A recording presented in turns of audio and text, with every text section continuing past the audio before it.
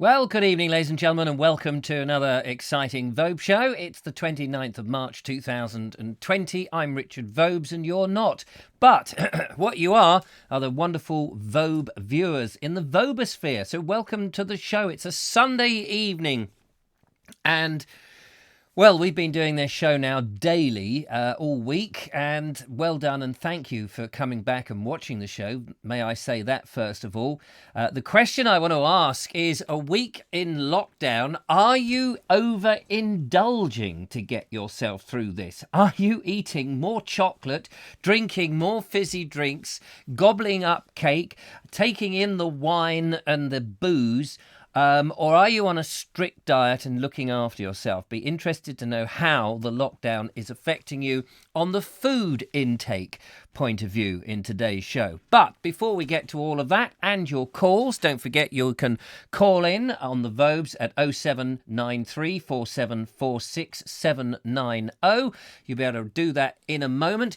But let's find out who is out there in the Vobosphere. And hello. And sorry I was a little bit late coming online tonight. I was just setting up the videos there and I suddenly remembered I had an extra thing to put in. So, hello to Ernie. Hello to Philip Hammond. Hello to Judith. Hello to the lovely Julia, who's there with her wrench already. And to Ernie, to Philip Hammond and Kevin's Rambles, who gave me a message just before we came on air. And I was trying to check the answer for you, Kevin, on that. But I haven't. I've just watched all of or had in the background all of the briefing. Kevin asked me if they have changed the policy on the exercise, that now it is limited to an hour. Can anyone tell us if they heard that? And is that the official thing now, that if you're doing a walk or a cycle or whatever it is you do for exercise, that it's been limited to an hour? We'd like to know. I've just sat through most of the briefing. There's about 10 minutes left that I haven't heard, and in case it comes up in that, but I had to stop just to get to do the show. Wendy Lowry, good evening to you. Cynthia Pate, so happy to join the show from the United States. She says, I've set my timer to remind me. You're also pleasant and uplifting to listen to. Thank you so much. That's so nice. We do try. Although, we try to keep the show light, mostly, although these are challenging times. We try to have a conversation about what people are interested in at the time. And of course, you know what is pretty much dominating the conversation. But I dare say as we stay indoors for the rest of the year, or the rest of our lives by the looks of things, that may mellow.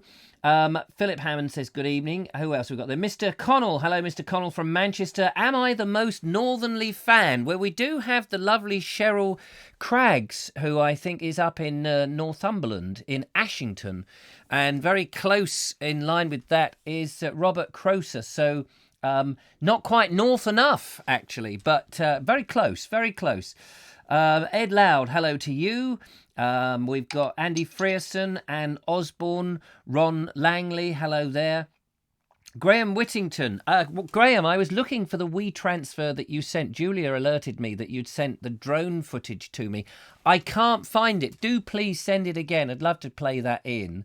And I must have a conversation with you about your drone, because I've been just too scared to fly my drone in case it does this and goes having no skills. But you seem to have done one flight and it just went up perfectly as if you were a past master.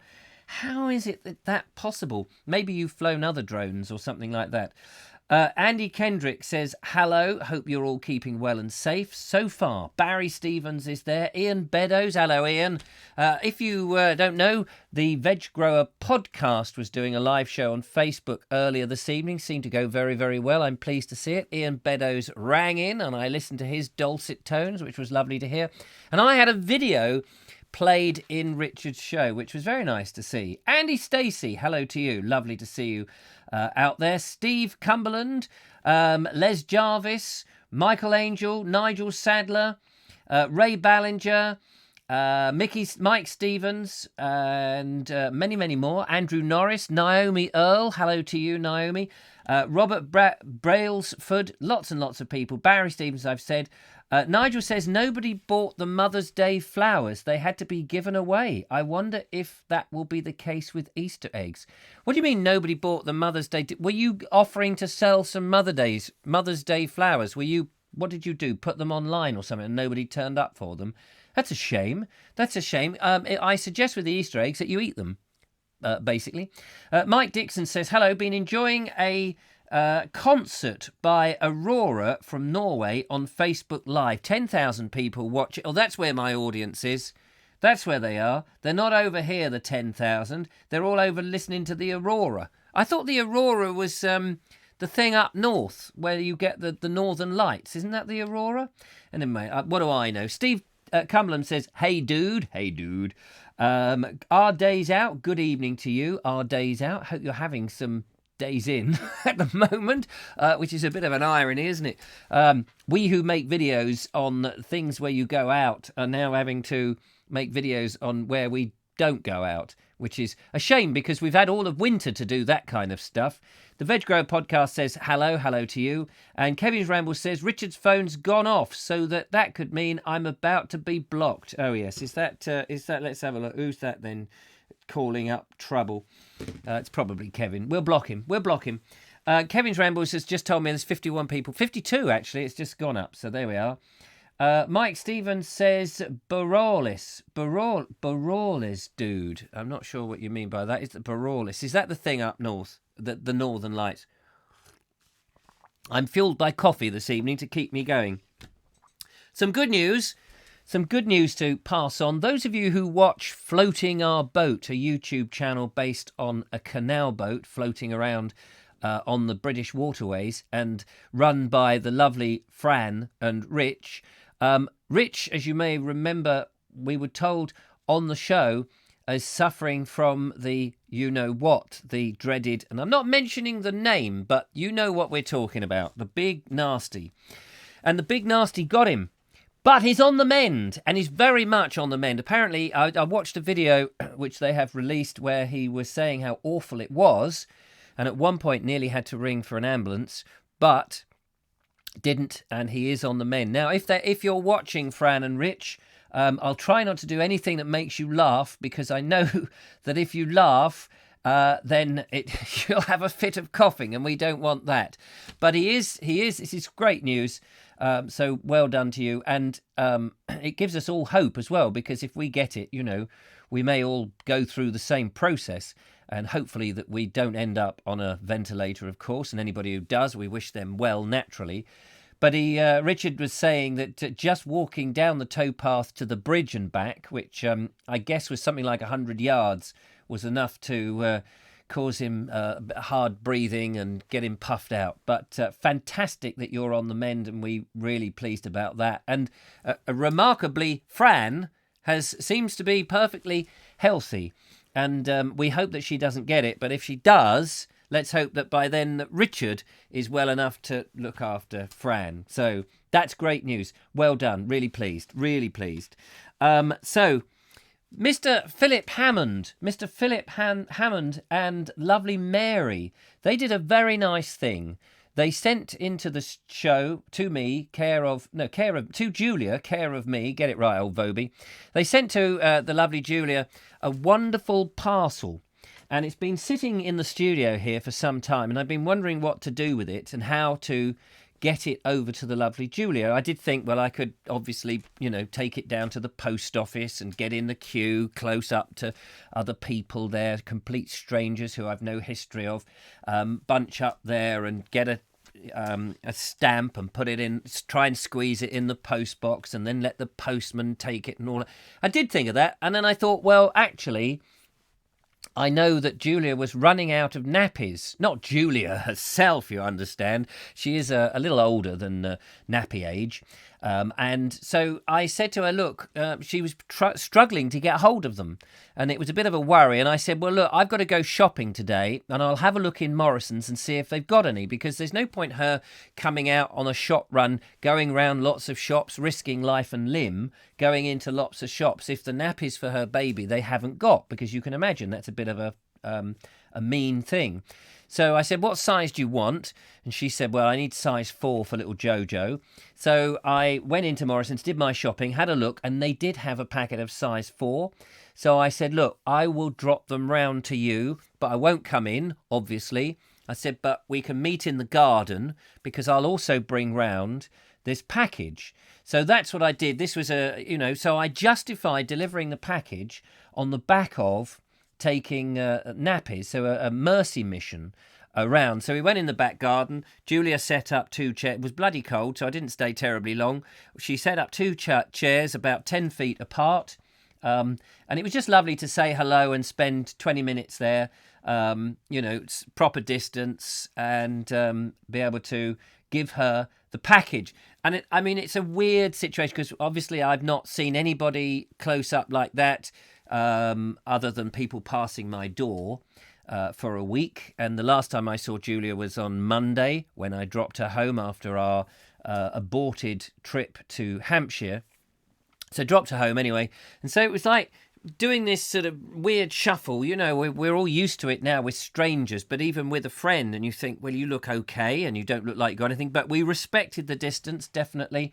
And, I put the parcel down and Julia came in and gave it a quick rub over with a sensitized wipe, that sort of thing. I sat down and then she proceeded to open it. So let's have a look. I filmed this on my camera on my phone. So let's have a little look to see how that goes. Now, just before we do, I would just like to say a big thank you to Wilf Meyer. I think that's how you pronounce it, Wilf Meyer, because Wilf Meyer has delivered this. Yes, the Vobes viewers videos. So we now have a little sting at the beginning when we show the Vobes viewers videos. So anyway, this is Julia opening the parcel from Philip Hammond and Mary.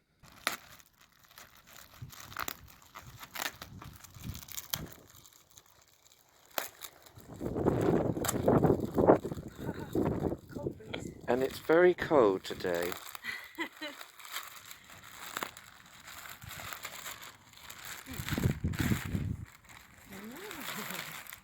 Wow. Oh, they look nice. Oh, gorgeous. Look at that.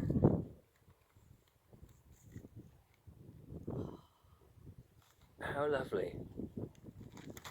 Ooh. I don't think that's for Joe, is it? I think that's for you. And so appropriate on a day like today when it's so bleeding cold. Oh, wow. How lovely is that? I love the buttons. You got purple glittery bits in them.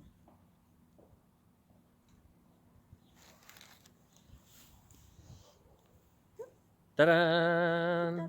Oh, that's so nice. So there's a note. Oh, right. Just now stuck in the sleeve. Dear Julia, hope you like both cardigans and that they fit you both. This is one of my hobbies, so I enjoy making garments, both big and small. Best wishes. Love the show. Yours sincerely, Mary Hammond. P.S. Sorry about the colour of buttons. Shop shut, so could not get blue ones. Got these ones. Oh, they don't look out of place by any means. They're amazing. Thank you so much. Oh, how really lovely that lovely is. Thing to do. I'm going to have to commission her to make me a nice jumper. Yeah. Oh, bless. Oh, can't wait to put this on Jojo. Yeah. Thank you so much, Mary. It's really nice. Ah, isn't that amazing?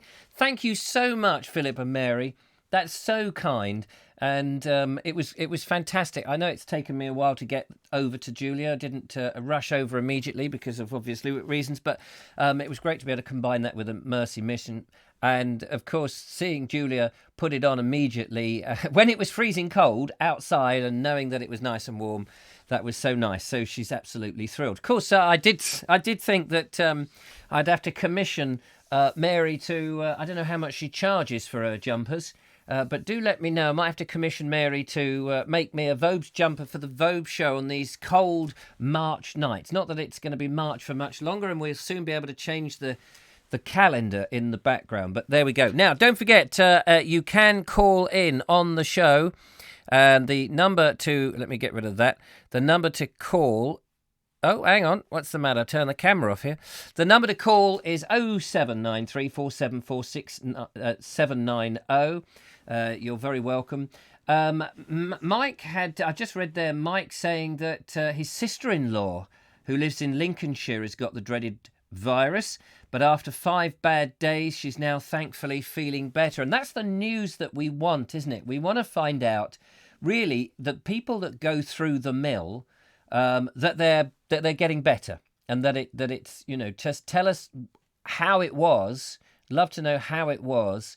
But the fact that you're getting better, I think we need some positive news, because in every briefing we get all the very tragic news, but we need something positive to hold on to keep us going in this situation. So if you've got some positive news, do bring that. Barry Stevens is saying that I should do more cooking shows with different recipes.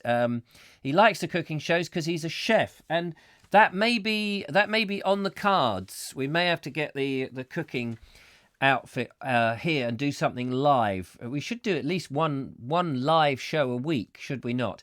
So Barry, if you've got some suggestions for some meals that other people can make, that I can demonstrate due to your instructions, then that would be great. Send that in. Send some instructions on a food with a recipe list, and we'll see what we can do. And we'll try and get that up. And if we could get people to cook at the same time, wouldn't that be amazing? We could all cook a dish. If we knew what the recipe was in advance, we could all do it at the same time and see what it is.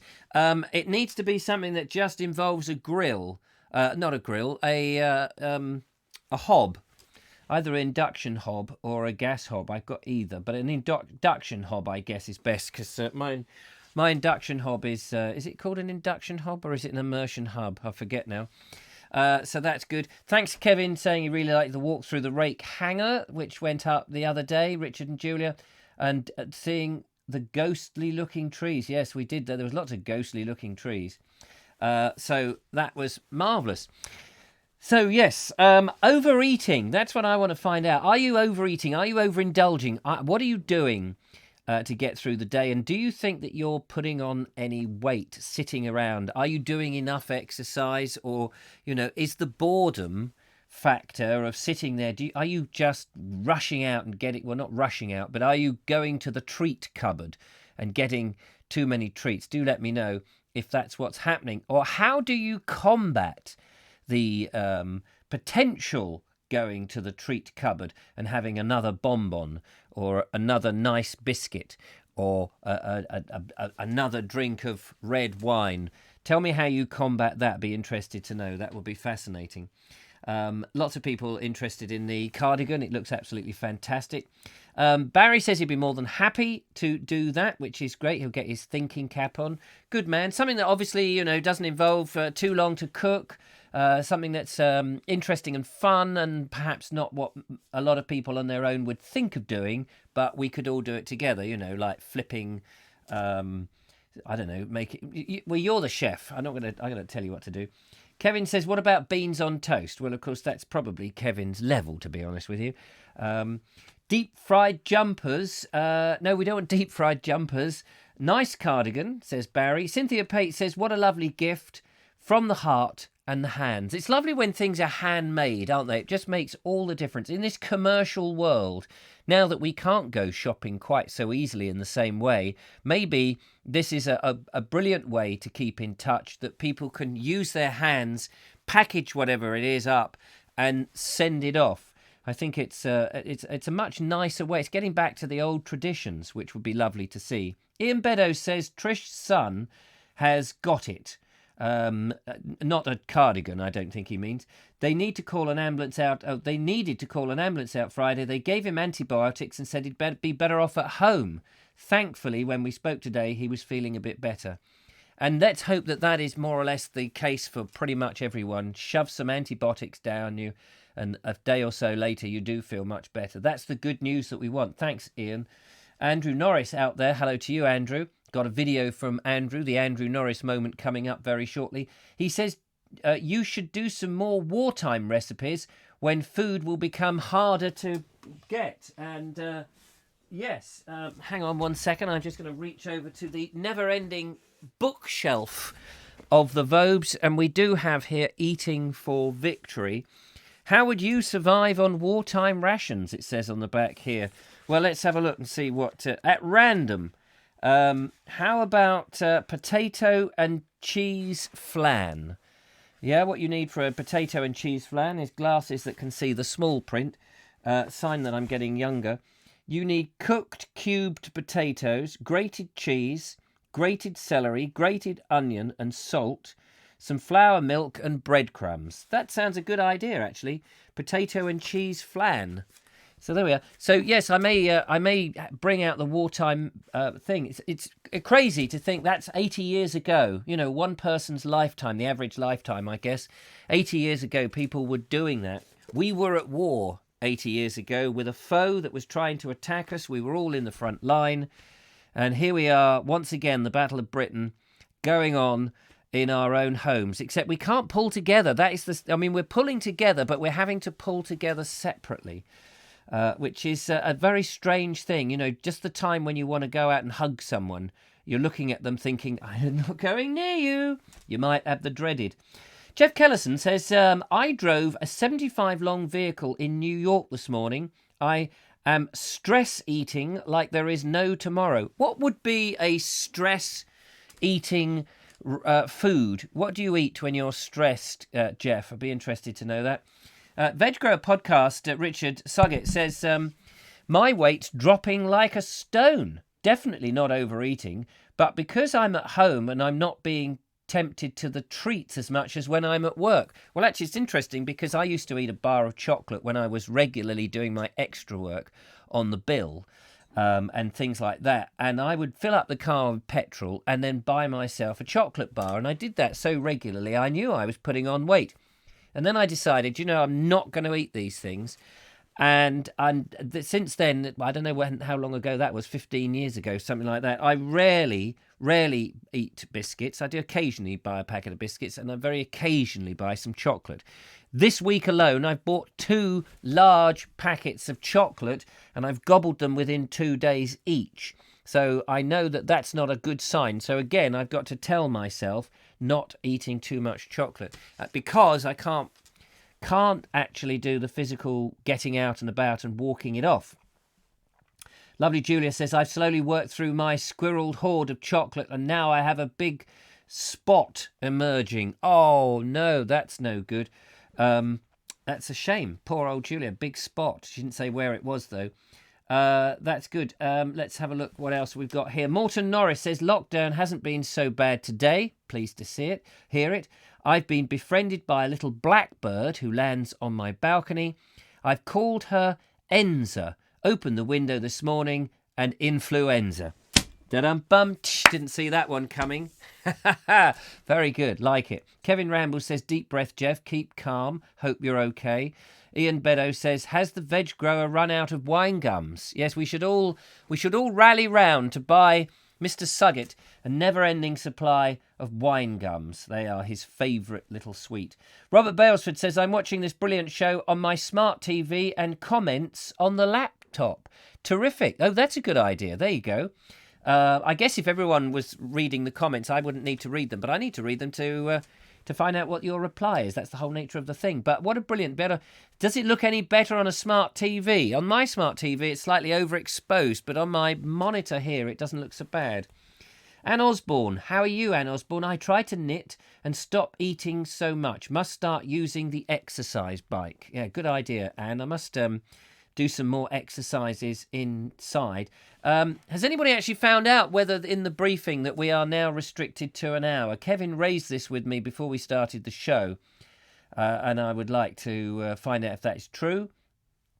Linda Kane, the only way I can avoid picking is not to buy too much. Says I with half a bar of eaten chocolate clinging to me. Yes, there we go. Oh, calling me. Yeah, that's the snow. That's why I wanted to know whether you're eating or drinking more than you would. Mickey Stevens says that sounds delicious. Andy Friesen says he's out of wine gums. Cynthia Pate says, I'm been using my cast iron Dutch oven. I bake potatoes and turnips with sausage. Yeah, I've done the same with mine. Mr. Kellison bought me this fantastic one. It's not here, it's in the kitchen. And with it, if I fill it up, I get 3 good meals. And what I've been doing is I would make the 3 meals in this. I would then have the first meal and then put the other 2 in separate pots and freeze them. And then I did that with a beef one, a beef and veg stew, and then I did it with a chicken and veg with different stocks and stuff. And now I can alternate between those 2 meals, and then at lunchtime I can have things like soup, bread, perhaps a bit of salad, some pickled beetroot, that sort of thing. Try and stay a bit healthy. Try not to eat too much chocolate, although this week I did break my cardinal rules. But I figured I needed a treat. But, as the weeks go on, I'm not going to treat myself. We have a phone call, ladies and gentlemen. We have a phone call. Let's find out who is on the line. The first call of the day. And hello to you, mystery caller. Hello, Richard. It's IB. Hello, IB. How are you? I'm fine, thank you. I'm not going to take up all your time. I just want a very quick question to ask you. Right, okay, Ian. Would you be interested in me taking a video of Dad's orchestra playing? Yes, I would. Would you then be able to reduce the volumes and stuff, because I think it's going to be exceptionally loud? Yeah, no, you record it, send it to me, and I'll weave whatever magic I can do so that when it plays out, it doesn't deafen the audience. That's what I was worried about. So I'll walk across tomorrow when I go over to empty dehumidifiers and everything else, and I will do a short video for you. Ah, you're a star. You're a star. Not a problem. Just a quick question, because I know last time we spoke, you said you're selling your dad's house. Yeah, it's been put on hold, obviously. Well, I know. I mean, I'm in the same boat. It's a pickle, isn't it? Yeah, it is. Because I need that money now just to feed myself. Well, all that chocolate I want to buy. Yeah, fortunately, we're okay at the minute. Yes. But yeah, he's made his mind up now at 94 that he doesn't want to come home from Spain again. No, I don't blame him.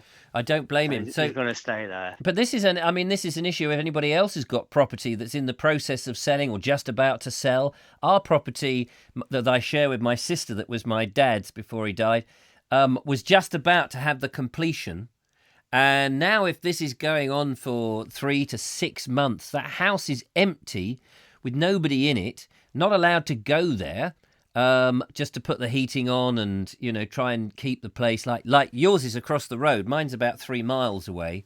And right. It's a bugger because it's going to lose value. And if the current buyers pull out and decide they don't want to move now because of all the problems, and they may not have a job at the end of this, and so they may not be able to afford the mortgage. I've actually seen that the talking house prices might fall 20%. Yeah, well, that's charming. That is, isn't it? Yeah. I mean, it's not so bad for me because it's not my house. It's not as if I've put anything into it. It's a legacy. And so it's money for old rope anyway. So, in one way, I can't be greedy and begrudge it. But of course, 20% is a lot of money to suddenly lose, especially if it had gone through this week. I would be, buying a few more things for the studio. Well, why not? Well, I can't. I can't. That's the thing. Hasn't gone through. That's the trouble. Yeah, exactly. Yeah. Oh, well, but we're both in the same boat and bailing hard. Of course, we have to. Yeah. Just keep going. Yeah, bless. Well, that would be lovely. Lovely to get the video of your... what did you say the instrument was? It's an orchestron. An orchestron. That would be nice. And yeah, when you send me the video, can you just send me a few facts about like when it was made or... I will. I'll anything interesting. Give you the maker's name and the dates and everything I can find. Not reams. Just a little bit. Just a little bit of info would be nice. Thank you. There certainly won't be reams because I don't know that much about it. No. All I know is somehow I have to carry it across the road because my dad does not want to part with it and wants me to keep it. And have you got somewhere to store it in your house? We think we can make room. Right. We're trying hard. Well, we can't wait to see it now. So everyone will have to tune in tomorrow and we'll see an orchestron. Right. I will do that for you and send it tomorrow. You're a star. Thank you so much, nice Ian. To speak to you. Take care, Bye-bye. IB. Bye-bye. Bye-bye. There we go. How about that? An orchestron. Video of an orchestron, ladies and gentlemen. That would be absolutely fantastic. Right, let's go to a video, shall we? But before that, just catch up. Mike Dixon says, in South America, people are in lockdown and the sale of alcohol has been banned. That's probably very wise. Floating our boat, how are you? We're just saying at the beginning of the show that we're so pleased to know that Rich is on the road to recovery. We are on salted caramel M&Ms. There we go. It's so good. I was just telling everyone I watched your video and I've recommended the channel, obviously, and we're just so pleased that you are on the road to recovery. It gives everybody hope. I think, this is the message that we need at the moment. We're all very fearful of this mysterious thing, and it's so important that we know that the most of us will actually get through this okay, although it may not be pleasant. And so, what you've done there, I think, not by having it, but by telling us about it, has been a great service and puts a lot of people's mind at rest. So, keep us informed. That would be fantastic. And that would be great. What else have we got up there? The gin intake has been raised. Yes, I'm not surprised, Ian. You see, I can't help worrying that the AA at the end of this, Alcoholics Anonymous, may well have quite a few more customers, which is a bit of a worry because I've seen the results of alcoholism close hand from a friend of mine, but more at home with my mother. My upbringing, my mother was an alcoholic, and she's now no longer with us, God rest her soul, as they say. But she, yes, there was a Jekyll and Hyde. I at the time, didn't understand. I was 10 years old when we realised that she was an alcoholic, my sister and I, and we would have this dread coming home from school. Has she been drinking or hasn't she? Because that would determine the whole day, or the rest of the day, the evening, and you could tell immediately, that slurred speech, just subtleties about how she held herself and that sort of thing, and it was grim. It was absolutely grim, and my worry, and I didn't want to try and get too serious in today's show, but my worry with the lockdown is that there will be parents who will drink, who've got children, and when you're a child and your parents start acting in a different way, you don't understand and you think it's your fault. And unfortunately, that really, it does hit me very hard to think of innocent children whose parents, rightly or wrongly, and it's very difficult to blame people who take to alcohol because pressures of life can be just awful, but being bound up in a house without that ability to escape and then turning to the bottle, and then as the result of that all sorts of things can happen, in my mind it's just so tragic. And it is one of those things you don't want to think about, but does go on. So let's not dwell on that in tonight's show. But I think it's worth being aware that these things are happening. And whilst we're all merrily trying to save the NHS, at the same time, there's a lot of hardship inside those locked doors. And I really hope that we don't have to have this lockdown too severely, because there's a lot of people who are going to suffer, and it's going to rub off for the rest of their lives, and that is really bad. Robert Brailsford says not watched TV today and feels a lot better for it. Well done you, sir. I think you're absolutely right. I stopped watching television. I have watched a lot of YouTube, of course, and I have started to get some time to read, although I've been busy producing the videos pretty much. So that's what I've been up to. What else? Barry Stevens says, Robert, I've not watched TV for over a year. Best thing I ever did, and I know what you mean. Claire Leach has arrived. Hello, Claire. Lovely to see you. A lot of people saying it's a good decision not to watch too much of television, especially the news. I mean, I listen to the news on the radio because at least then you don't get the stupid music I mean, I listen on Radio 4, so sometimes you get music on the commercial radio stations. You don't get quite so detailed information either.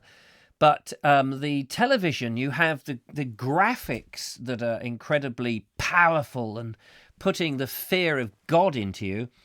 And then all the way they present the stories in this almost death-defying way, that actually you can't tell the difference between a story about the current nasty and perhaps Mrs. Jones and her dog that's got caught in a car or something. You know, the gravity seems to be the same on every story, which does, it's just, I don't know how people can take that kind of pressure and then stay locked up all day. Dean Cooper says, I have a lot of Vobes videos to catch up with. Good man.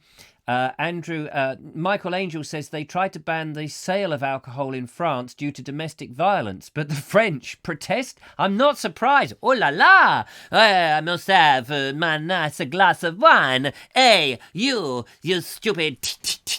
I smother you in garlic and cover your granny in onions. No more the French onion soup for me. It's a Beaujolais all the way. Sorry about my bad French accent, by the way. Probably get taken off air now for that. Linda Kane says a run of 30 minutes, depending on the level of fitness, is appropriate. Oh, right, here we go. What have we got here? Are we talking about the... Linda Kane says, Michael Grove this morning said, obviously it depends on each individual's fitness, and thought that for most, a walk up to about an hour. So that, that leaves it vague still, because for most, that means some people will fall out of most. And some people may say, oh, I can walk for 8 miles, don't you know? And I can take all day about it. But, I still think that that's all very nice, but that's a day out, isn't it? There's got to be a difference between a day out and doing a bit of exercise. It really has. Mark Donny McLeod, how are you feeling, Mark Donny McLeod? You're somebody who was suffering, and we want to know if you're okay. Do let us know. We've got another phone call coming in. Let's find out who that is on the show this evening. Hello, mystery caller. Hello, Richard. It's Paul. Hello, Paul. How are you? I'm all right. Paul Watts. Yes. How are you? AKA Paul Edwards. Yes. AKA. And you're up there in Northumberland, aren't you? Not Northumberland, in Northampton. Northamptonshire. Yes. We're still in the same place that you came to my studio that time. With the mirror ball. Was there a mirror ball in it? You had a is it a mirror ball? Like a little cabaret thing up in the ceiling? Oh, I did, yes. You had a bar in there? That's my man cave. I'm sitting in there now, yeah. Oh, are you? I am. How are you after all this time? I'm okay. I'm just sitting here like everyone else, just pottering around, and glad to hear that Rich from Fran and Rich from Floating Our Boats doing well. I've been watching their antics for a couple of years. Yeah, they're great fun, aren't they? Yes, and when he did, last week when he sent that little video in, he did look rough, I must admit. Yes, I know. It had us all worried. But thankfully, on the mend. Yes. So let me just interrupt, because I know your son has a hairdressing business. We do. We run it together, the two of us. That's right, yeah. It must be a bit of a difficult time running a business at the moment. Yeah, well, we had to shut all the salons it was a week yesterday we shut them. There wasn't a directive to shut them, but the problem was that how can you keep stylists away from when they're leaning over them, and we took a look and just said, look, we have to do something. So we were the first ones, and we announced on Facebook. Then everybody shut their salons as well, as well. Yeah. I mean, it would be ridiculous to get scissors that are 2 meters long. You'd be pruning people's hair, wouldn't you? You would. I mean, the strange thing to us, I have to be honest, was that everybody has members of staff that the slightest anything and they're off work. It's in the hairdressing industry, it's in everything. Yeah. But strangely enough, not one of them mentioned the fact that they didn't want to be there. They were amazing, and even when we had to make the decision to close, they were slightly disappointed. But we are keeping all of them on. I have to say that they're all staying. Well, that's very admirable, because it's a long haul. But here's a question then that comes to mind: what will people do who need to have their hair trimmed, especially women? Well, my son's putting out YouTube videos at the moment, and he's also put one out with a lot of instructions on how they. Funnily enough, What, do it yourself hairdressing? yes. So I suppose you could sell them the kit, can't you, to get a bit of revenue? Yeah. Well, we're not allowed to, are we? Because we're furloughed. So us as directors and the staff, I'm trying to keep up on all the information, but I did find out yesterday that if you were furloughed, as they called it, you can't do anything to make any revenue for the business. So there's nothing we can do. Obviously, it's payday Tuesday, so I'll be in the office with Jane, and we'll be making the payments. But you can't physically do anything that could bring revenue in for the business. So this is the government thing, the furlough that will pay you up to 80% of what you would have taken. We're supposed to get 80% of the staff, including us directors, apparently, but 80%, and then we can make it up the extra 20% so that they're all okay. Yes, but how can you make up the extra 20% if you can't do any extra business? Well, that's the problem. We're going to do it on Tuesday, but of course, fortunately, the VAT bill is we can. Yeah, forget that. I can wait till the end of June, I believe it is. Right. But there's corporation tax. There's so many taxes, corporation tax, and the PAYE. I think all of that is being deferred. Yes. For a while, but it's going to affect you too. I get, because you're self-employed, aren't you? I am. Yes. I mean, at the moment, I haven't done any corporate work for a long time, actually, and I purely rely now on what minimum amount the YouTube video adverts bring in, which is about £50 a month. So imagine surviving on that, and the generosity of my viewers. Yes. Which is why I work so hard to get as much content out, because that's all I have. Yeah. Well, I might be able to send a little bit down for a couple of loaves of bread. As you know, I did support you for many years, probably more than anybody else that's listening. You have, and it's been very well spent. Oh, that's just reminded me of something I wanted to say as well, that you did send me an email a couple of months ago, but I get so many emails, I'm always being told off for opening an email, not replying at the time, and then forgetting all about it. Yeah, it's easily done, though. Yeah. But I might see my way to send a little bit down there. Well, you look after your staff first. Don't worry too much about me. I'm, small fry compared to those young girls. I'm saying young girls. That's a cliche, isn't it? I mean, they could be lovely, doddery old men for all I know. But your lovely staff. You look after them as much as you can, and yourself. Yes, well, we'll do our best. Suzanne and I so far have been fine. We are missing going out doing our videos. Yes, of course. Because it's something we found we enjoyed doing together. And funnily enough, Richard, you'll never believe it, but my workshop I hadn't used properly for a while.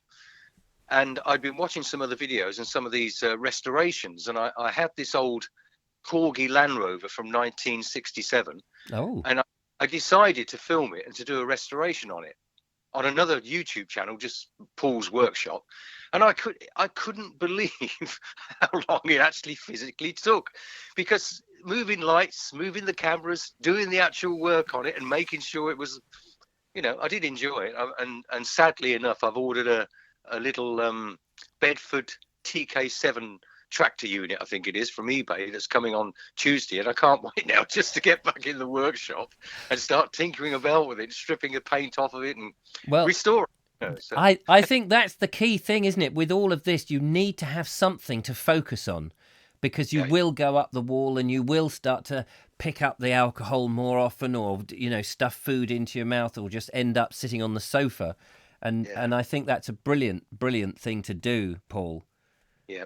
So you must send pictures in of how it's going, and we'll look it up. What's the? It's just called Paul's Workshop, is it? Yeah, it's Paul's Workshop, and you'll see me on it because there's a couple of Paul's Workshops, and on that one I've only got 117 subscribers, but we'll add a few. We'll add a few. And yeah, you just see the whole process of me going through stripping the Land Rover down, ordering some tyres, and they come and the whole process. But at the end of it, it's a pity I couldn't show you it now. I was so chuffed with the end result. It's not something I would normally do, right? But like I can't wait now for this little lorry to come. Send in a video. Send me a video via WeTransfer, and I'll play it in the show so people can see exactly what you're up to. Okay, I'll tell you what, I'll do that. I'll edit this one down because it's about 20 odd minutes. I'll edit it down and sending in. That'd be great. Yeah, just a couple of minutes worth of what you're doing, and we'll bung it in. It would be great. Yeah, fantastic. Lovely to speak to you, Paul. It's been a long time. It has. And you look after yourself and stay safe, and stay safe to all your listeners. And once again, good luck, Rich. Hope you get fully well soon. Yeah, good luck to Rich. Brilliant. Take care. All the best. And to you too. Bye-bye, Paul. Bye-bye. There we are. That's lovely Paul Edwards, as he says, otherwise known as Paul Watts.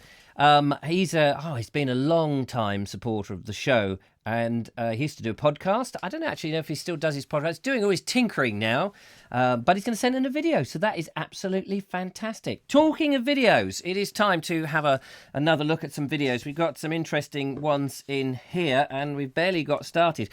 So let's go into the video box, shall we, and see what video we have. Oh, that's the lovely Julia. We've seen the lovely Julia opening her parcel. Let's go and catch up with Mike Dixon and see what Mike Dixon's been up to. Hello, Richard. Just finished watching the Vobes show. Excellent programme. And I turned round and our dog Bella was on the other end of the settee.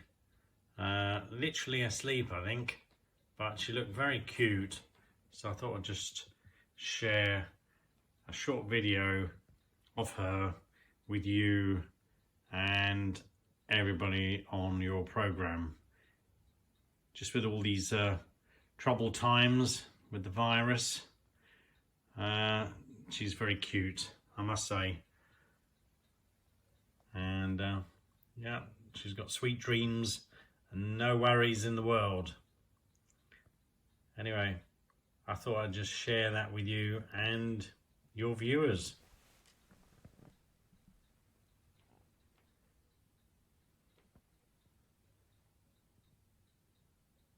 Okay, right, back to the studio. Take care. Bye. Thank you so much, Mike, and so lovely to see little Bella there. Snoozing away. Now, been a lot of interesting comments about hair, and that's an interesting thing. These things that we take for granted, a week in, how many people need to go and have their hair trimmed? So Claire Leach says it's all right for you, Richard. Well, yes, I mean, as long as I can get my Bic razors, I can keep my hair nice and trimmed. I'm obviously trying to do the reverse and to stop it actually growing altogether. Floating Our Boat says, that's great. Rich needs to cut my hair soon. So there we are. We'll get to go and check out the YouTube videos and learn how to do it. But it's fascinating that you can't go and just sell a bit of kit, like the right hairdressing scissors. That would be fantastic. And a comb and a little kit. I think that's a shame. I'm halfway there, says Philip to Claire. You're the luckiest person at the moment with your hair, Richard. Yes, that's it. I am. Linda Kane says, not sure I'll be able to cut my own hair. It's that, the business with the mirror, isn't it? Because you're doing this and you're looking at that and your arm goes in the wrong direction. And it's like, before you know it, you've lopped your ears off. Ed Loud says, I'm on the naughty step, so I'm not saying anything about my hair. Why are you on the naughty step, Ed? I don't remember you being on the naughty step. I just saw a thing from, where has he gone, about the sneezing. Mark Donny McLeod, you said basically you're okay, but you're doing a lot of sneezing, which is good to know. Ian Beddoes is growing a mullet, which is very good. Of course, everybody can, as Mickey Baines, use Richard as an example. Just shave all your hair off, and then you haven't got to worry. So that would be good. I had to do my own roots, says Barbara Charles. And I don't think you're talking about gardening, are you? Don't think so.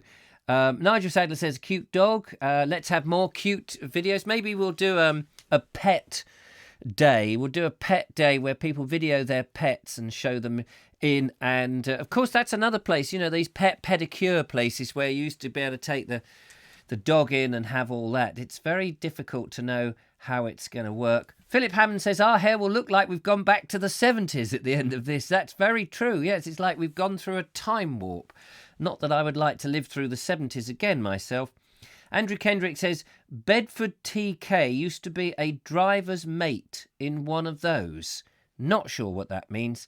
And Robert's asking, where is Dumpman lately? Well, I need to get in touch with Dumpman and see how he is. It would be good to get him to do a little video. Mary at Genealogy said, had a haircut in early March. Should be good for a few months. You'll be surprised how quickly it grows. And Nigel Sadler says, pets, that will boost the viewing numbers. So, yes, so we'll have different pets, you know, the ugliest pet, the most beautiful pet, the cleverest pet, the singing pet, who can get a dog that says, sausages, sausages. Remember that on That's Life? Sausages. They were the days. We can bring back all that old-fashioned entertainment in the show. Let's catch up with another video here. Let's see what we've got in the video box. Vobes viewers' videos there.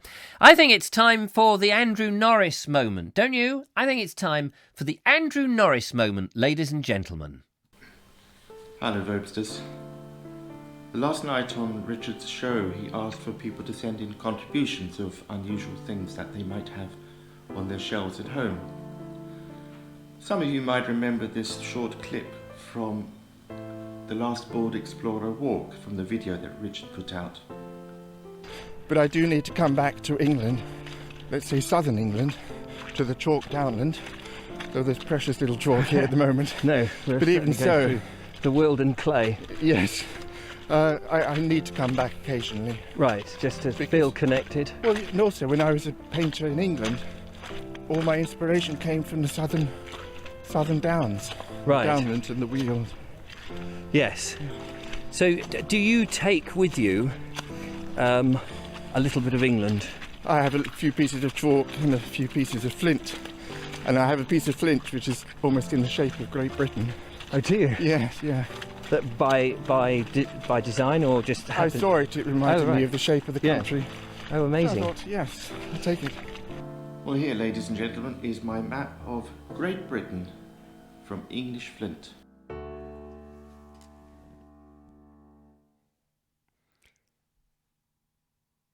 Thanks so much, Andrew. I'm guessing, and it's a lovely piece of flint, by the way. I can see why you want to have it nearby to remind you of good old Blighty. I guess in Croatia you've got you're still more of the same. I'm curious to know how big your flat is for the two of you, and are you managing to cope? I don't really want to sort of keep saying this in the show, is everybody coping? But of course we're all in the same boat. It's the most peculiar thing in the whole world that we're living through. And I wonder if, you know, in years to come, our children, I mean, my children are growing through it, but like Julia's children will say, what was it like? Especially Joseph, who won't remember it. But, you know, what was it like living through the, you know, what we're talking about? And what was it like, Mummy? It will be a very strange thing that I wonder if people will ever know quite what it's like to be like this, unless, of course, they get slammed up for doing something rather naughty. But even then, you can at least go and, you know, give somebody a hug or you know, chat to somebody and be quite close to them. It's quite a strange thing. Nigel Sadler says that we have a home hairdressing kit somewhere, but they've never been brave enough to use it. Well, you'll be using it soon, won't you? I should think. Fiona Cooper doesn't have any pets. She's only got Dean, her husband, and he's a very nice pet to look after. Rami Boo says, yep, very late. Hi all. Hello, Rami Boo. Nice to see you.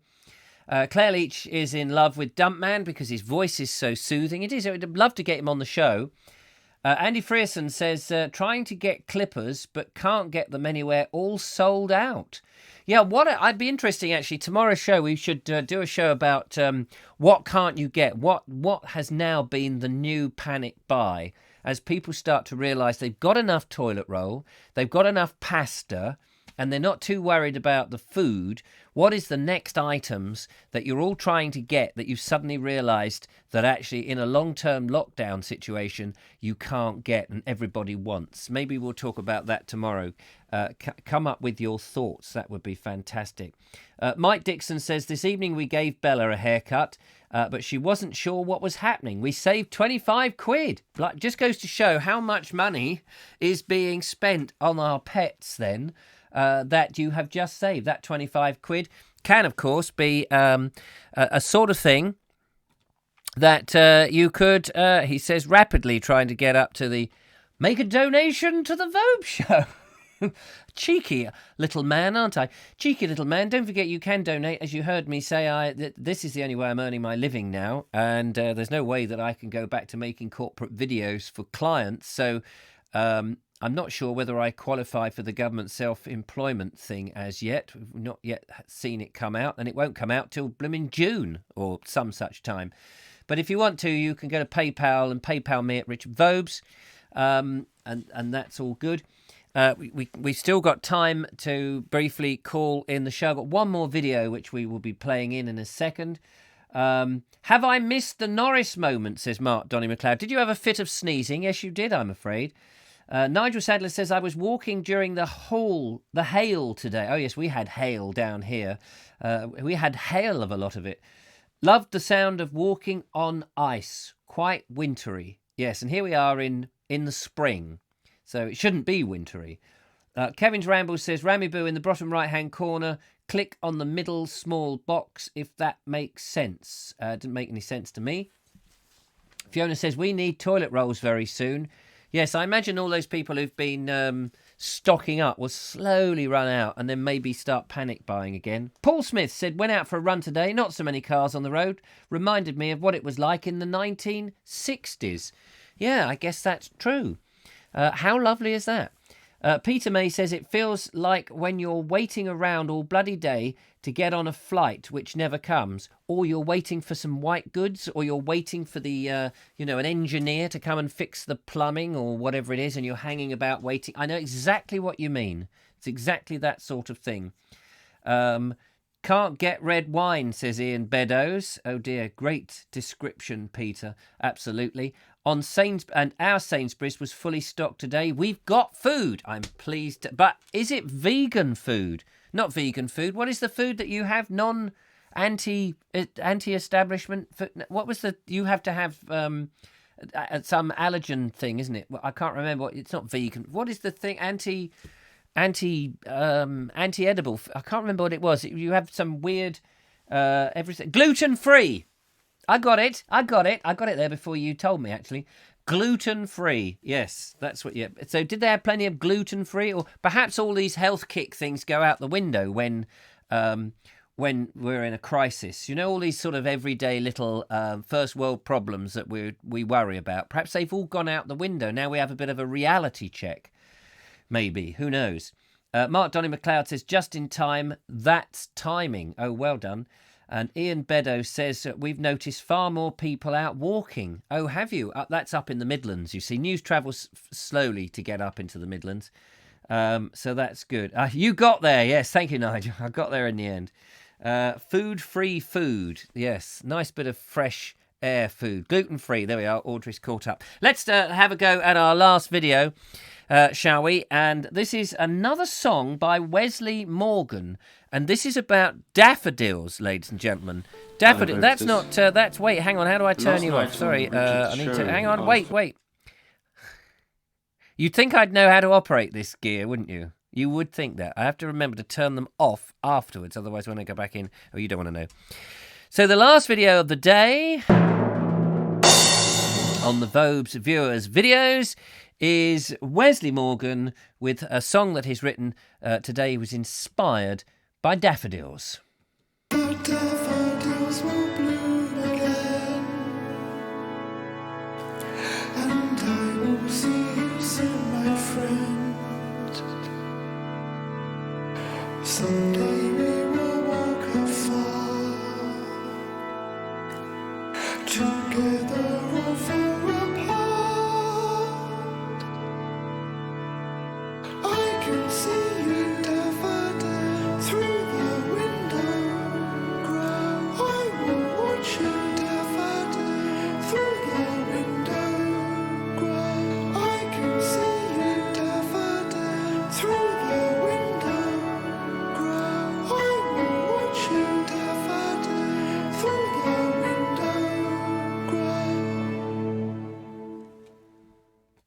There we go. I managed to remember to turn it off. Ah, marvellous. Well, we're fast coming to the end of our hour, and thank you so much for tuning in. Let's just do the last of the comments then before we disappear for another day. It's a Sunday evening. I'm going to try and get an early night tonight, and another week ahead, it looks like, of the same again. Thank you very much. Are you going to survive? You've got no choice, really. What have we got here? Ed Loud is suggesting I was trying to reach for anti-aircraft food. Now, that would be nice. Gluten-free, yes, we got that. Waiting for April the 2nd when we can escape the quarantine for a walk, says Mary at Genealogy. Yes, I forget where you are. Are you in Spain, Marriott? Is that where you are? So the April the 2nd, the doors open, and what will happen? What will happen? Will everybody come bounding out, in one, like the trap door at the dogs or the horse race, where suddenly, and they're off.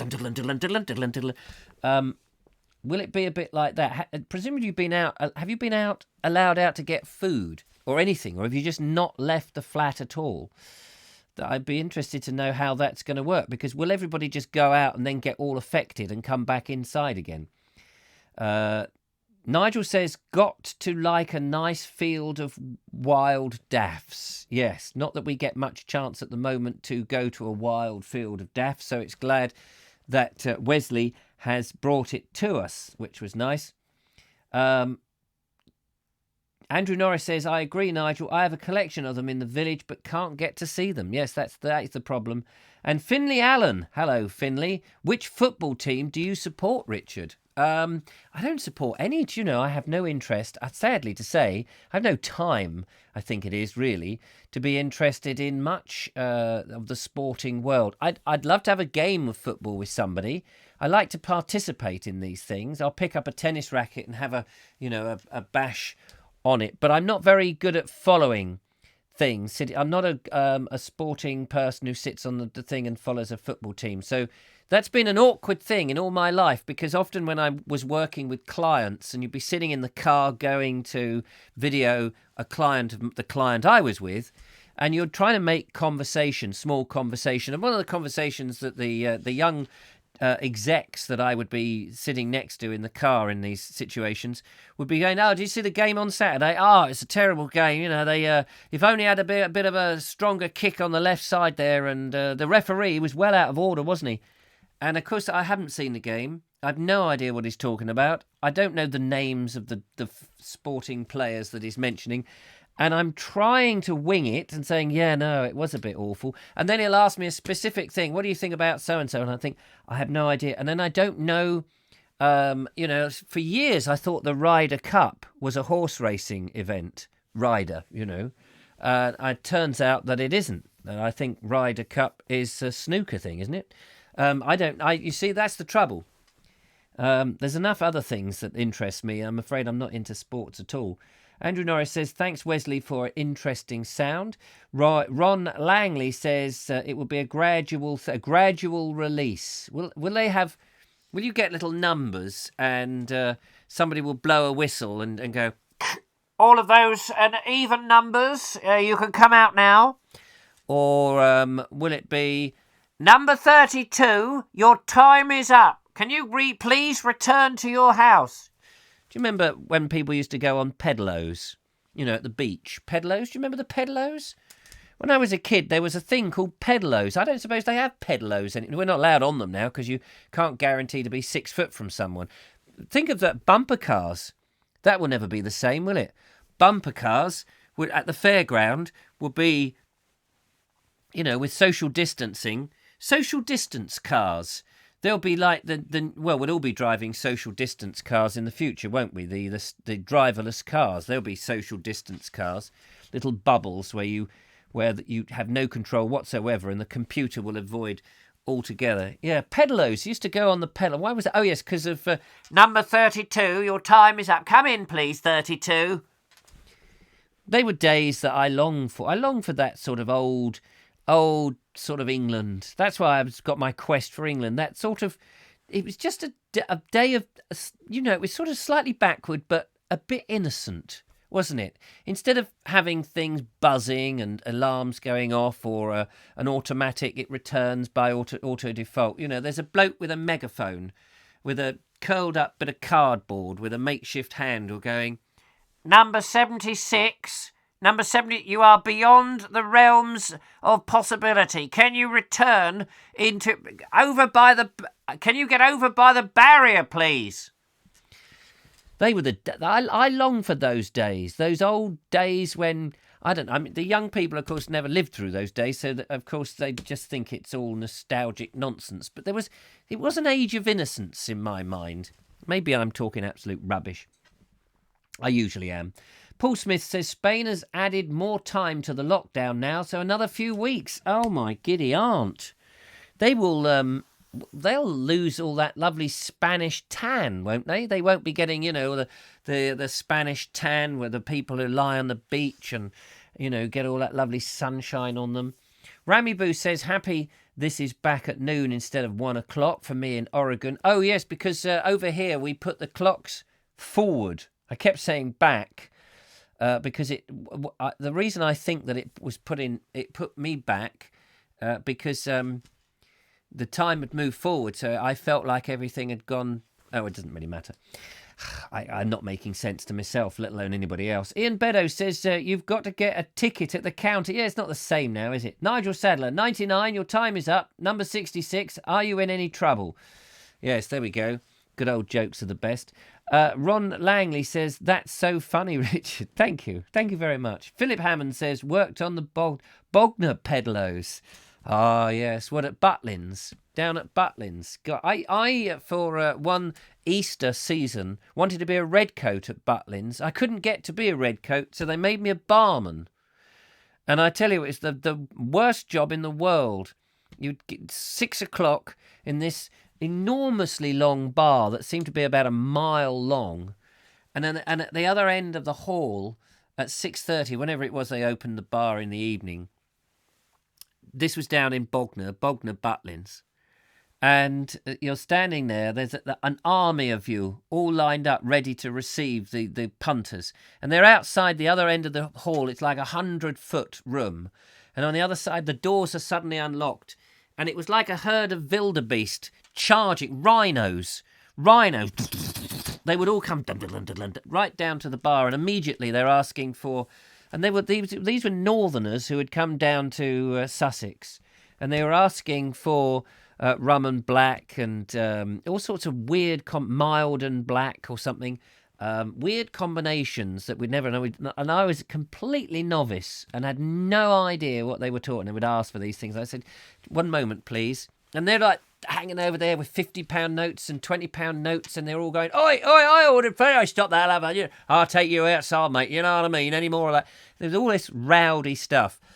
And I would say, excuse me, I just need to find out what that is.